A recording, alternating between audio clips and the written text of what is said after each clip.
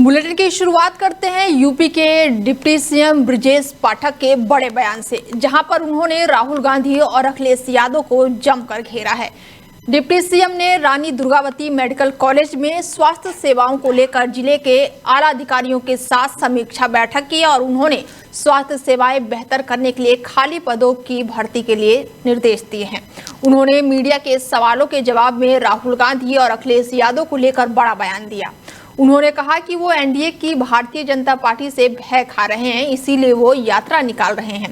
बिहार में उनकी ही सरकार आने वाली है। गुंडा राज पर बोलते हुए उन्होंने कहा कि उनके शासनकाल में अमूल चूक परिवर्तन हुआ है। अपराधी भय खाते हैं और ये गुंडा राज और साथ ही अपराधीकरण के बहुत बड़े पोषक हैं। जितने भी गुंडा बर्दाश्त हुए इन्हीं के शासनकाल में पले हैं और बढ़े हुए हैं। उन्होंने ये भी कहा है कि अपराधों के आंकड़ों का आकलन करना चाहिए, जिससे साफ स्पष्ट हो जाएगा कि विकास के मामलों में आमूलचूल परिवर्तन हुआ है। और इस दौरान अखिलेश यादव और राहुल गांधी को उन्होंने जमकर घेरा है। क्या कुछ कहा है, चलिए आपको सुनवाते हैं।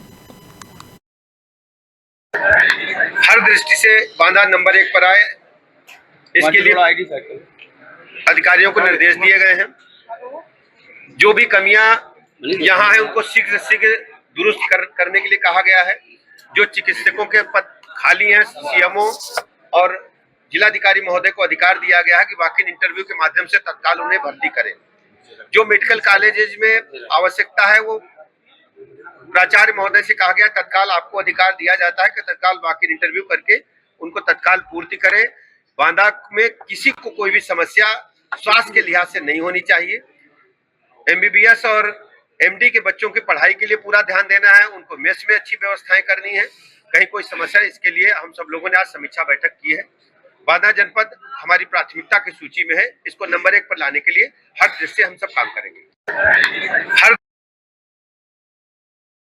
बागेश्वर धाम के पीठाधीश्वर धीरेन्द्र कृष्ण शास्त्री 7 नवंबर से 16 नवंबर तक दिल्ली से वृंदावन तक लगातार 170 किलोमीटर लंबी सनातन हिंदू एकता पदयात्रा निकालने वाले हैं। और धीरेन्द्र शास्त्री बोले हैं कि जब तक मथुरा में भगवान श्री कृष्ण विराजमान नहीं हो जाएंगे हम लड़ते रहेंगे। यहाँ तक केवल झांकी है, असली फिल्म तो अभी बाकी है। सनातनियों को एकजुट करने के लिए हमारा ये अभियान है। वृंदावन के कृष्ण कृपा धाम आश्रम में 200 से अधिक साधु संतों की बड़ी बैठक हुई और इसमें यात्रा की रूपरेखा, अनुशासन और साथ ही धार्मिक मर्यादाओं पर बातचीत की गई। बीते दिनों वृंदावन के कृष्ण कृपा धाम आश्रम में संतों का समागम हुआ और इस बैठक में कथावाचक अनुदाचार्य महाराज, बीजेपी सांसद मनोज तिवारी और देश भर से लगभग 200 संत और महात्मा शामिल हुए। और इस बैठक में यात्रा की रूपरेखा, अनुशासन और धार्मिक मर्यादाओं को लेकर चर्चा हुई। बागेश्वर धाम के पीठाधीश्वर धीरेन्द्र कृष्ण शास्त्री ने कहा कि यात्रा पूरी शालीनता और सांस्कृतिक गरिमा के साथ निकाली जाएगी। 10 दिवसीय ये पदयात्रा लगभग 170 किलोमीटर लंबी होगी। पदयात्रा 16 नवंबर को वृंदावन पहुंचकर समाप्त होगी। धीरेन्द्र कृष्ण शास्त्री ने कहा कि सनातनियों को एकजुट करने के लिए हमारा यह अभियान है। मथुरा में श्री कृष्ण को विराजमान करने के लिए यात्रा है। यह तो केवल झांकी है, असली फिल्म अभी बाकी है और सभी सनातनी हिंदू एक हो जाएं, इसीलिए यह यात्रा निकाली जा रही है। यूपी के मुजफ्फरनगर जनपद से खबर है, जहां पर एक बच्चा अजीबोगरीब हरकत करते हुए नजर आया है, जिसने मौके पर मौजूदा लोगों को देखकर वो दंग रह गए हैं। स्थानीय लोगों के अनुसार करीब 4 बजे एक बच्चा कुत्तों के झुंड के बीच दौड़ता भागता दिखाई दिया और वो बार बार अपनी जीभ बाहर निकालकर कुत्ते की तरह सांस ले रहा था और कुत्ते की आवाज में भौंक भी रहा था। ये नजारा देखकर न केवल आम जन बल्कि मौजूदा पुलिसकर्मी और मीडियाकर्मी भी हक्का बक्का रह गए। देखते ही देखते दर्जनों कुत्ते भी बच्चों के साथ भौंकने लगे और पूरा परिसर में अफरा तफरी मच गया। लोग भयभीत होकर इधर उधर भागने लगे, कहीं बच्चा किसी पर हमला न कर दे। घटना से पूरे कलेक्ट्रेट परिषद में हड़कंप मच गया। सूचना मिलते ही स्वास्थ्य विभाग की टीम तत्काल मौके पर पहुंची। विभागीय टीम ने बच्चे की स्थिति की जांच शुरू कर दी है। विशेषज्ञों का कहना है कि ये किसी गंभीर मानसिक बीमारी या तांत्रिक संबंधित विकार का मामला हो सकता है। फिलहाल बच्चे को जिला अस्पताल भेजकर डॉक्टरों की निगरानी में रखा गया है और स्थानीय लोगों का कहना है कि ऐसी घटनाएं समाज के लिए चिंता का विषय है और समय रहते इलाज न होने पर भयावह स्थिति हो सकती है। प्रशासन ने आश्वासन दिया है कि बच्चों का उचित इलाज उपलब्ध कराया जाएगा। जी, क्या नाम है आपका? जी विजय कुमार। विजय कुमार जी, आप कलेक्ट्रेट पहुंचे थे, एक बच्चा था जो कुत्तों के बीच था और कुत्ते उसे कुछ नहीं कह रहे थे, काफी देर से देख रहे थे, कुत्ते जैसे हरकत कर रहे थे। क्या था पूरा मामला, आपने भी देखा है? जी इसमें यहाँ पे जो मामला था जी, कुत्तों की तरह रिएक्ट कर रहा था ये बालक। हाँ। किस तरह आपने उसकी हरकतें देखी, क्या वो कर रहा था? जैसे कुत्तों की तरह ही एक्टिविटी कर रहा था ये। बहुत सारे कुत्ते उसके वो- पास थे। हाँ जी, बहुत सारे कुत्ते उसके पास थे, जैसे कुत्तों की तरह रिएक्ट कर रहा था, कुत्तों की तरह चल रहा था। जीभ जैसे जीभ निकल रहा है जी। कुत्ते जिस तरह से जीव निकल, जी गाड़ी में भी कुत्ते की तरह चढ़ गया वो? हाँ जी, गाड़ी में भी कुत्तों की तरह ही चढ़ गया। कुत्ते काट नहीं रहे थे उसको। जी नहीं। क्या कहना चाहेंगे इसके बारे में? जी बस यही कहना चाहेंगे, प्रशासन को इस पर ध्यान देना चाहिए जी, कि आम जनता के लिए घातक सिद्ध हो सकता है जी ये बच्चा। जी। आज संडे, आज तो छुट्टी है कचहरी की, अगर और कोई दिन होता तो भीड़ भाड़ रहती कचहरी में, जी कोई घटना हो सकती थी। जी। क्या लगता है पहले भी आपने कभी इस तरह का कोई देखा बाकी है बच्चा या देखा आज कोई इस पहली तरह बार? साथ में? नहीं जी, मैं पहली बार ही देखा है जी। जी क्या? यूपी सरकार ने दोपहिया वाहन चालकों की सुरक्षा को सुनिश्चित करने के लिए 1 सितंबर से नो हेलमेट नो फ्यूल अभियान शुरू किया है और ये विशेष सड़क सुरक्षा अभियान 30 सितंबर तक पूरे राज्य में लागू रहेगा और इसके मुख्य उद्देश्य हेलमेट के उपयोग को बढ़ावा देना और सड़क दुर्घटनाओं में कमी लाना है। और इस अभियान में परिवहन, पुलिस, राजस्व और जिला प्रशासन के अधिकारी मिलकर महत्वपूर्ण भूमिका निभाएंगे। मुख्यमंत्री योगी आदित्यनाथ ने इस अभियान को लेकर कहा कि इसका लक्ष्य नागरिकों को दंडित करना नहीं बल्कि उन्हें कानून के अनुरूप सुरक्षित व्यवहार अपनाने के लिए प्रेरित करना है। उन्होंने जोर देकर कहा है कि ईंधन तभी जब हेलमेट सिर पर हो। सीएम ने प्रदेशवासियों से इस अभियान को सफल बनाने के लिए सहयोग की अपील की है और ये पहल सड़क सुरक्षा के प्रति जागरूकता बढ़ाने और हेलमेट के महत्व को रेखांकित करने की दिशा में एक महत्वपूर्ण कदम माना जा रहा है। उत्तर प्रदेश के आगरा में ठगी का एक अनोखा मामला सामने आया है। पुलिस ने एक ठग को गिरफ्तार किया है जो बाबा बन के लोगों से पूजा करवाने के नाम पर पैसे ठगता है। इस पूरी घटना का पुलिस ने खुलासा करते हुए आरोपी ठग बाबा को गिरफ्तार कर लिया है और उसके पास से लाखों रुपए के माल भी बरामद किया है। थाना ढौकी क्षेत्र का पूरा मामला बताया जा रहा है। गांव की रहने वाली एक महिला की मुलाकात रितेश नाम के बाबा से हुई। महिला ने बाबा रितेश से अपनी परेशानी खत्म करने के लिए पूजा की बात कही, जिसके बाद से बाबा ने महिला को बताया था कि उसके घर की जमीन में सोने से बना कलश छुपा हुआ है। पूजा करवाने के नाम पर बाबा ने महिला से 16 लाख रुपए ले लिए। पूजा पाठ पर घर में शुरू हुआ और फिर खुदाई भी हुई। खुदाई के दौरान एक कलश निकला जो पीली धातु का था। कलश के अंदर मोती भरे हुए थे। महिला जब कलश और मोती लेकर सुनार के पास जांच करवाने पहुंची तो पता चला कि सभी चीजें नकली थी, जिसके बाद से पीड़ित महिला ने आरोपी बाबा रितेश से पैसा वापस करने की मांग की। बाबा पहले तो महिला को धमकाते रहे लेकिन फिर 8 लाख रुपए वापस कर दिए और बाकी के बचे 8 लाख रुपए लेकर मौके से फरार हो गए। और अब इस पूरे मामले की शिकायत पीड़ित महिला ने पुलिस को दी तो पुलिस ने आरोपी बाबा को गिरफ्तारी के लिए टीम गठित की और फिलहाल पुलिस ने बड़ी कार्रवाई करते हुए आरोपी बाबा को धर दबोचा है। देखिए, विगत कुछ दिनों में डॉकी पुलिस के पास शिकायतें प्राप्त हुई थी जिसमें उन्हें बताया गया था कि एक व्यक्ति जो कि जमीन से सोने का कलश निकाल के बताता था कि यार इस पर्टिकुलर घर में कलश है, इसमें सोने की आपको सामान मिल जाएगा, और उसके बदले में फिर वो ठगी करते हुए उनसे कैश ले लेता था। जब जिसको वो सोने की बिस्किट्स या सोने की माला जब लोग लेके जाते थे सुनार के पास कि उनके घर में कलश से सोने की माला निकली है तो वो नकली पाई जाती थी। इसी क्रम में डॉकी पुलिस ने एक अभियोग पंजीकृत किया और अभियोग पंजीकृत करके जब उन्होंने इसकी विवेचना की, इसकी तफ्तीश की, तो उन्होंने पाया कि यह व्यक्ति फ्रॉड कर रहा है और एक व्यक्ति, इसमें रितेश नाम के व्यक्ति की गिरफ्तारी की। इससे जब इसमें विस्तृत तरीके से पूछताछ हुई तो इसने एक्सेप्ट किया कि ये लोगों को धोखा देते हुए, टप्पेबाजी करते हुए बेवकूफ बनाता था और गांव के भोले भाले लोगों को ठगते हुए उनको नकली सोने की माला देता था। अलीगढ़ नगर निगम स्मार्ट सिटी के दावों की पोल पूरी तरह से खुल गई है, जहां पर पूरा शहर जलमग्न हो गया है। रामघाट कल्याण मार्ग से लेकर शहजाद माल कॉलोनी तक लोगों के घरों में पूरी तरह से पानी भर गया है और लोगों को बाहर निकलने में भारी दिक्कतों का सामना करना पड़ रहा है।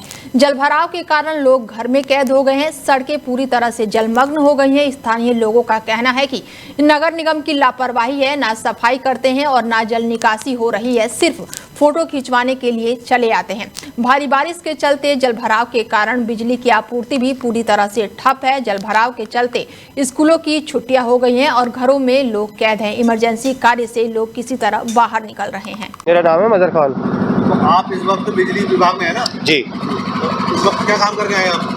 इस वक्त ये है जो ट्रांसफार्मर चल सके, जल भराव के कारण काफ़ी सप्लाई डिस्टर्ब है। हमें इसका दुर्भाग्य है कि हम पूरी तरीके से उपभोक्ताओं को सप्लाई नहीं दे पा रहे। उसका सिर्फ और सिर्फ कारण ये है कि जल भराव की समस्या है। इतना पानी भर रहा है कि हम अपनी तरफ से पूरी कोशिश कर रहे हैं कि उपभोक्ताओं को सप्लाई मिल जाए। मेरा नाम मोहम्मद राशिद चौधरी है। मैं समाजवादी पार्टी का जिला उपाध्यक्ष हूँ। ये इस वक्त एडीए कॉलोनी में हम लोग आए हुए हैं और आप भी आए हुए हैं, तो यहाँ इतनी बुरी स्थिति हो रही है, तो इसके लिए आखिर क्या हो रहा है? देखिए, हर साल जब बारिश का मौसम आता है, हर साल आप भी आते हैं और हम भी आते हैं, और हम आपके चैनल के माध्यम से नगर निगम और उत्तर प्रदेश की जो सरकार है उसको जगाने की कोशिश करते हैं कि ये यहाँ इंसान रहते हैं, यहाँ लोग रहते हैं, यहाँ बच्चे पढ़ने स्कूल जाते हैं, यहाँ लोग बीमार पड़ते हैं, उन्हें मेडिकल भी जाना होता है, लेकिन हर साल आश्वासन ही आश्वासन दिया जाता है, कोई कार्रवाई नहीं होती। ये एडीए कॉलोनी, ये समझिए कि जैसे यहाँ बाढ़ का माहौल है, यहाँ पर इतना पानी भरा हुआ है, न लोग घर से निकल पा रहे हैं, खाने का सामान, पीने का सामान, हत्ता के बीमारी के लिए जो बीमार है वो मेडिकल भी नहीं जा पा रहे हैं। मेरा नाम है मजहर खान। बाराबंकी में पुलिस ने प्रदर्शन कर रहे एलएलबी छात्रों को दौड़ा कर लाठियों से पीटा है। घटना में 12 छात्र बुरी तरह से घायल हो गए हैं। छात्रों का आरोप है कि राम स्वरूप मेमोरियल यूनिवर्सिटी 4 साल से एग्जाम नहीं करवा रही है और 2021 में मान्यता खत्म हो गई थी, इसके बाद भी एडमिशन लिया जा रहा है। सोमवार दोपहर करीब 300 छात्र यूनिवर्सिटी के बाहर पहुंचे और समर्थन में एबीवीपी कार्यकर्ता भी मौजूद रहे। यूनिवर्सिटी प्रशासन ने प्रदर्शन कर रहे पुलिस बल को बुलाया और पुलिस के साथ कुछ लोग परिषद में घुस गए। उन्होंने छात्रों से हाथापाई शुरू कर दी और इस पर पुलिस ने छात्रों पर लाठीचार्ज कर दिया। पुलिस ने एबीवीपी कार्यकर्ताओं को भी लाठियों से जमकर पीटा है और घायलों को जिला अस्पताल में इलाज के लिए भर्ती कराया गया है। बता दें कि एलएलबी के छात्र पूरी तरह से यूनिवर्सिटी में इकट्ठा हुए और उसके समर्थन में एबीवीपी पे कार्यकर्ताएं भी मौके पर पहुंचे और सुबह से हो रही बारिश के बीच छात्रों का प्रदर्शन लगातार देखने को मिला। कुशीनगर पुलिस ने महिलाओं और छात्रों की सुरक्षा के लिए ऑपरेशन मजनू शुरू कर दिया है और इस अभियान में स्कूल कॉलेज के बाहर छेड़खानी करने वाले 124 मंचलों को फिलहाल पुलिस ने गिरफ्तार कर लिया है। एसपी संतोष कुमार मिश्रा ने कहा है कि महिलाओं की सुरक्षा में कोई भी समझौता नहीं किया जाएगा। उन्होंने चेतावनी दी कि अब छेड़खानी करने वालों को सीधा जेल भेजा जाएगा। पुलिस ने सभी थानों में विशेष टीम बनाई है। स्कूल कॉलेज के आसपास निगरानी बढ़ा दी गई है और पुलिसकर्मी लगातार गश्त करते हुए नजर आ रहे हैं। इस कार्रवाई से छात्रों और अभिभावकों में सुरक्षा की भावना बढ़ी है। छात्राएं अब बिना डरे स्कूल कॉलेज आ रही हैं और जा रही हैं। पुलिस का कहना है कि ये अभियान लगातार जारी रहेगा। कुशीनगर पुलिस का ये अभियान अपराधियों पर लगाम कसने के साथ ही समाज को ये संदेश दे रहा है कि बेटियों की सुरक्षा सर्वोच्च प्राथमिकता है। नोएडा के फेज 1 पुलिस ने वाहन चोरी गैंग का बड़ा खुलासा किया है और गैंग के एक नाबालिग समेत 2 लोगों को फिलहाल पुलिस ने गिरफ्तार कर लिया है। पकड़े गए आरोपियों के कब्जे से पुलिस ने 18 वाहन बरामद किए हैं और 12 वाहनों को ट्रेस करने में लगी हुई है। गैंग नोएडा, दिल्ली, गुरुग्राम में वाहन चोरी की घटनाओं को लगातार अंजाम दिया करता था। यह गैंग वाहनों की चोरी करके दूर दराज के ग्रामीण इलाकों में वाहनों को सस्ते दामों में बेच दिया करता था। गैंग का सरगना अनुज है, जो कि बुलंदशहर का रहने वाला बताया जा रहा है और उसके ऊपर करीब 2 दर्जन से ज्यादा मुकदमे दर्ज हैं। पुलिस द्वारा एक साथी गिरोह का खुलासा किया गया है। इसमें 2 लोग शामिल थे। इसमें एक बाल अपचारी है और एक इसका मुख्य जो है वो अनुज शर्मा नाम का व्यक्ति है, जो बुलंदशहर का रहने वाला है। इनके कब्जे से 18 वाहन बरामद हुए हैं, जिसमें 14 टू व्हीलर है, 3 स्कूटी है और एक 3 व्हीलर बरामद हुआ है। इसमें से 12 गाड़ियां जो है वो हम लोगों ने कनेक्ट भी कर ली हैं, जो कि मुख्यतः यहाँ पर नोएडा, दिल्ली में ही गाड़ियां चोरी की गई थी, वो कनेक्ट कर ली गई हैं। ये एक सातिर गिरोह है जिसमें इसके मुख्य जो अभियुक्त, इस पर लगभग 2 दर्जन मुकदमे पूर्व से पंजीकृत हैं। ये लोग गाड़ी चोरी करके कुछ निश्चित स्थानों पर रख देते थे और वहाँ पे जैसे बिक्री हो जाती थी वैसे ही अन्य स्थानों पे बिक्री करते थे। यूपी में लगातार आफत की बारिश देखने को मिल रही है और 200 साल पुरानी बिल्डिंग में अब पानी टपकने लगा है। डीएम ने जर्जर भवन को फिलहाल खाली करवा दिया है। उत्तर प्रदेश के मुजफ्फरनगर जनपद में पिछले एक सप्ताह से वैसे तो मौसम सुहाना बना हुआ है, जिसमें बीच बीच में रुक रुक कर बरसात भी होती रहती है, लेकिन देर रात से तो मौसम ने ऐसी करवट पलटी की रात से लगातार जबरदस्त बारिश यहाँ पर हो रही है, जिसके चलते गली मोहल्ले बाजार यहाँ तक पूरी तरह से ये जलमग्न हो गए हैं। कहीं सड़क पर पेड़ गिरने की खबर सामने आ रही है तो कहीं किसी गरीब का आशियाना गिर गया है। तेज बरसात को देखते हुए जिलाधिकारी ने भी कलेक्टर परिषद का निरीक्षण किया, जहां पर कलेक्ट्रेट की कुछ जर्जर बिल्डिंगें टपकती हुई दिखाई दी, जिसे तुरंत ही जिलाधिकारी द्वारा सुरक्षा की दृष्टि से बंद करने का निर्देश दे दिया गया है। बता दें कि कलेक्ट्रेट परिषद में बिना कुछ बिल्डिंग जो कि 200 साल पुरानी बताई जा रही है वो जर्जर हालात में है और बरसात का पानी टपकते हुए भी दिखाई दे रहा है। यही नहीं, नगर की सड़कें भी पूरी तरह से जलमग्न हो गई हैं। तालाब में सड़कें पूरी तरह से तब्दील हो गई हैं, जिसकी वजह से वाहनों को कई फीट पानी से गुजरना पड़ रहा है। से ही बहुत तेजी से वर्षा हो रही है। ऐसे में कलेक्ट्रेट का जो कंबाइंड ऑफिस है उसको निरीक्षण किया गया कि कहीं ये पुरानी बिल्डिंग है, ये 200 साल से अधिक पुरानी बिल्डिंग है, तो कहीं कोई ये बिल्डिंग में जर्जर है तो उसको हम लोगों ने कहा उसको बंद कर दिया जाए, वो ऑफिस ही बंद कर दिया जाए। और कलेक्ट्रेट के अलावा अन्य सभी सरकारी विभाग हैं उनको सभी को निर्देश दिया गया है कि अपने बिल्डिंगों की चेकिंग कर लें, छतों में पानी वाटर लॉगिंग नहीं होना चाहिए। इसी प्रकार जो जिनके निजी मकान हैं उनके भी लोगों से अपील है कि वो ध्यान दें। बरसात बहुत ज़्यादा हो रही है तो इसमें किसी भी प्रकार की आपदा से बचने के लिए सभी से मैं अनुरोध कर रहा हूँ कि सभी अपने को सतर्क रखें। जी, क्या नाम आपका? मेरा नाम राहुल है। राहुल जी, लगातार कई दिनों से बारिश हो रही है, कैसे हालात है? हालात बहुत खराब है, जगह जगह पानी भरे हुए हैं, मजदूर आदमी ड्यूटी पे जाने में बहुत तरस रहा है, किसानों की हालत खराब है, गन्ना सब गिर गया, अधिकारी पता नहीं कहाँ सो रहे हैं। जो घरों से निकला जा रहा है ना ऐसी बारिश, बहुत मुश्किल हो रहा है निकलना, कह नहीं सकते कैसे निकल रहे हैं, बस कैसे निकल रहे हैं, लेकिन हर आदमी का निकलना मुश्किल है। मजदूर आदमी भी घर में बंद है, किसान आदमी भी घर में बंद है। कितने दिनों से बारिश हो रही है? बारिश तो करीब 1.5-2 महीने से बहुत बारिश है, 3 दिन से तो लगातार बारिश हो रही है, जिस वजह से परेशानी हो रही है। बहुत परेशानी हो रही है। जल भरा हो रहा है जहाँ जहाँ? बहुत भरा हुआ है जल, शहरों में, गाँव में, घर में बहुत जल भरा हुआ है। मैनपुरी में वायरल बुखार का प्रकोप बड़े पैमाने पर फैला हुआ है, तो वहीं वायरस के नाम पर झोला छाप डॉक्टरों के पास ना तो कोई डिग्री है और ना ही कोई डिप्लोमा है, फिर भी गली गली मोहल्ले मोहल्ले में अपना क्लिनिक खोलकर इलाज करते हुए दिखाई देते हैं। तो वहीं जब मीडिया की टीम ने मैनपुरी के कस्बा कुरवाली में बसंतपुर रोड पर अपनी क्लिनिक खोलकर उपचार कर रहे झोला छाप डॉक्टर के क्लिनिक का जायजा लिया तो मरीजों की भारी मात्रा में मौजूदगी देखने को मिली। वहीं मुख्य चिकित्सा अधिकारी आरसी गुप्ता ने जानकारी देते हुए बताया कि किसी भी बी फॉर्म डिग्री और बी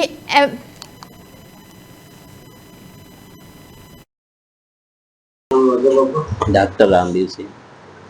सर कहाँ पर प्रैक्टिस कर रहे हैं? ये बसंतपुर वाला रोड है, कुराली। बात करें तो किस तरह के मरीज आ रहे हैं आपके? अभी तो खैर वायरल ही चल रहा है, कुछ लोगों की तो लेटे कम हो जाती है, वैसे ऐसा कुछ नहीं। अच्छा, अगर बात करें तो एक दिन में लगभग कितने मरीज ऐसे आगे आते होंगे जो पीड़ित हैं मतलब बीमारी से? पीड़ित के लिए तो अभी 15-20 तो पेशेंट मान लीजिए ऐसे हो ही जाते हैं। पर डे आ जाते हैं। लेकिन ये स्वास्थ्य विभाग का ये कहना है कि कोई वायरल नहीं है, कोई वायरल तो खैर है ही है, मलेरिया तो नहीं है, लेकिन वायरल तो चली है, सर्दी जुकाम का काम है, चल रहा है पर सर्दी जुकाम का तो काम है ही। इस समय जो है वायरल फीवर के केसेस बहुत ज्यादा निकल रहे हैं, जिससे जनता में कभी कभी भ्रम हो जाता है कि डेंगू या मलेरिया हो रहा है। जहां जहां पे भी बुखार के केस निकले कई गांवों में, वहां पे मेडिकल टीमों द्वारा जांच भी की गई तो किसी में भी मलेरिया डेंगू का केस पॉजिटिव नहीं आया है अभी तक। तो इसलिए वायरल फीवर ही है। जनता से मैं अपील करूंगा कि घबराएं मत, अगर बुखार होता है 1-2 दिन बाद भी अगर रहता है तो नजदीकी स्वास्थ्य केंद्र पर जाकर के जांच कराएं। सभी सामुदायिक स्वास्थ्य केंद्रों पर डेंगू और मलेरिया की जांच की किट की टेस्ट सुविधा उपलब्ध है। लखीमपुर खीरी जिले में लगातार 2 दिनों से हो रही भारी बारिश के चलते तराई के लोगों को एक बार फिर से बाढ़ की स्थिति सताने लगी है। एक तरफ अभी बाढ़ का पानी कम नहीं हुआ तो दूसरी तरफ एक बार फिर से भारी बारिश के चलते क्षेत्र में एक बार फिर से बाढ़ जैसे हालात देखने को मिल रहे हैं। बाढ़ पीड़ितों के लिए बड़ी मुश्किलें अब खड़ी हो गई है। मौसम विभाग ने लखीमपुर खीरी में आंधी, बिजली और भारी बारिश की संभावना जताई है। झांसी में किसानों की समस्याओं को लेकर समाजवादी पार्टी ने जोरदार प्रदर्शन किया है और प्रदर्शनकारियों ने खाद की किल्लत, बर्बाद फसलें और मुआवजे और बीमा क्लेम जैसी मांगों को लेकर जिलाधिकारी को ज्ञापन सौंपा है। झांसी में किसानों की समस्याओं को लेकर समाजवादी पार्टी के कार्यकर्ताओं ने जिलाधिकारी कार्यालय का घेराव किया है और इस दौरान बड़ा बयान दिया है। समाजवादी पार्टी के द्वारा जो किसानों की खाद की किल्लत है पूरे झांसी जिले में और पूरे उत्तर प्रदेश में, आप देख रहे हो कि खाद की कितनी समस्या है। किसानों को टाइम पर खाद नहीं मिल पा रहा है, ना टाइम पर किसानों को बिजली मिल पा रही है। और आप देख रहे हो कि कितनी बारिश हो गई इस साल, जो बारिश के कारण फसल का जो नुकसान हुआ है उसका कोई भी ना अभी तक कोई सर्वे की रिपोर्ट आई है, ना किसी किसान को मुआवजा मिला है। आखिरकार आप खुद देख रहे हो बुंदेलखंड कितना पिछड़ा है शुरू से, फिर भी यहाँ आकर किसानों की कोई सुनवाई नहीं होती है। जगह जगह आप देख रहे हो किसान धक्के खा रहे हैं, लाइन में लगे हैं, मारपीटी हो रही है, कहीं प्रशासन लाठीचार्ज कर रहा है। तो ये सब चीजें आखिरकार प्रशासन के हाथ में। और मैं तो कहूँगा सरकार ये किसानों की विरोधी सरकार है। जो किसान नारा देती है कि हम किसानों की आय दोगुनी कर देंगे, आज आप देख रहे हो किसानों की आय जो थी आय तो छोड़ो, आप किसानी की मजदूरी भी नहीं